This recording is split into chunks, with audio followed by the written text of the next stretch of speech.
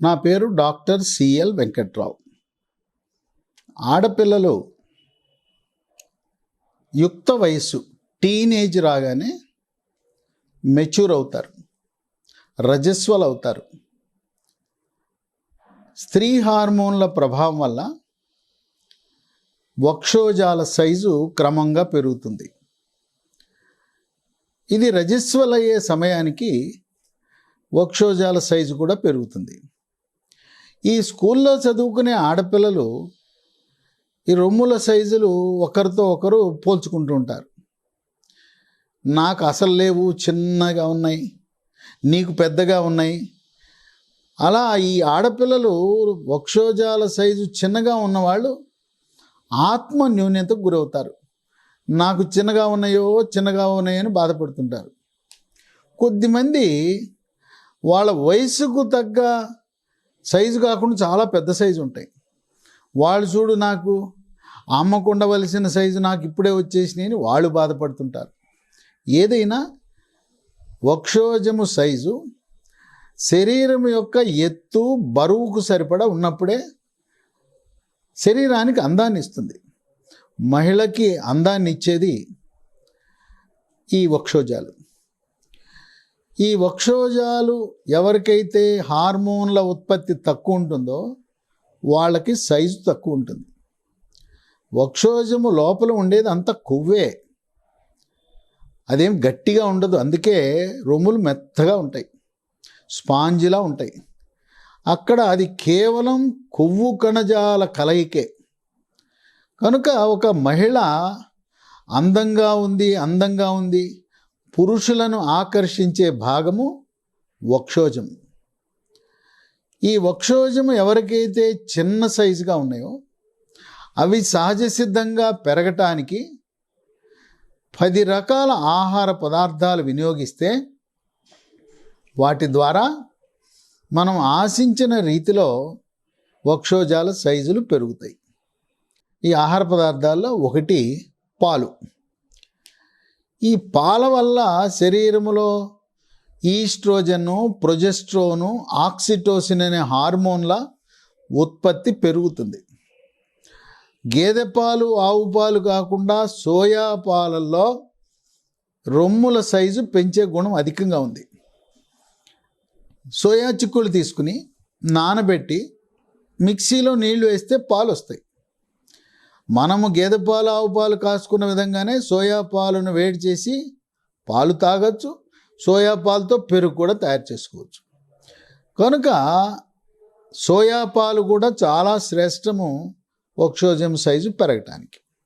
ఇక 2 nuts, dry fruits, walnuts, వేరుశనగ పప్పులు, పల్లీలు, జీడిపప్పు, వీటిలో మాంసకృతులు, కొవ్వు ఉంటుంది.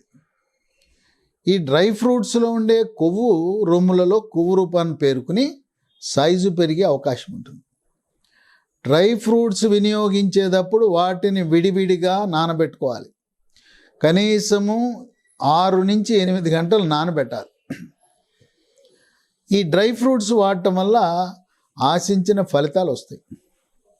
ఇక 3 ఆకుకూరలు. ఆకుకూరల్లో కూడా పాలకూర చాలా శ్రేష్టమైంది. పాలకూర హార్మోన్లను ప్రభావితం చేసి రొమ్ము సైజును పెంచుతుంది. ఇక 4 సముద్రపు ఉత్పత్తులు.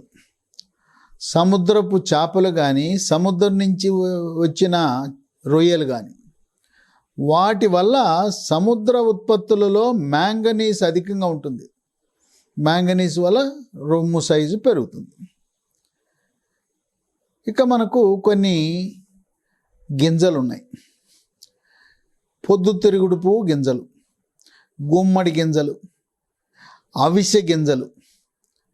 ఈ గింజలను అవిసె గింజలైతే పొడి చేసి ఆ గింజల్ని ముందు నూనె లేకుండా వేయించాలి. అవిసె గింజలు వేయించిన తర్వాత పొడి వస్తుంది. పొడి ఉదయం 1 స్పూను, రాత్రి 1 స్పూను నీళ్ళలో కలుపుకుని తాగాలి.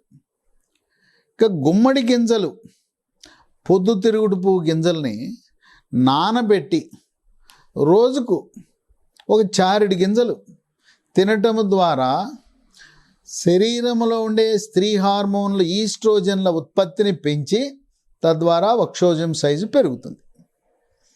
6 మెంతులు. మెంతులు చాలా శ్రేష్టమైంది. మెంతులు, పచ్చి మెంతులు నానబెట్టుకుని ఉదయం నీళ్లతో పాటు మెంతులు నవిలేయచ్చు.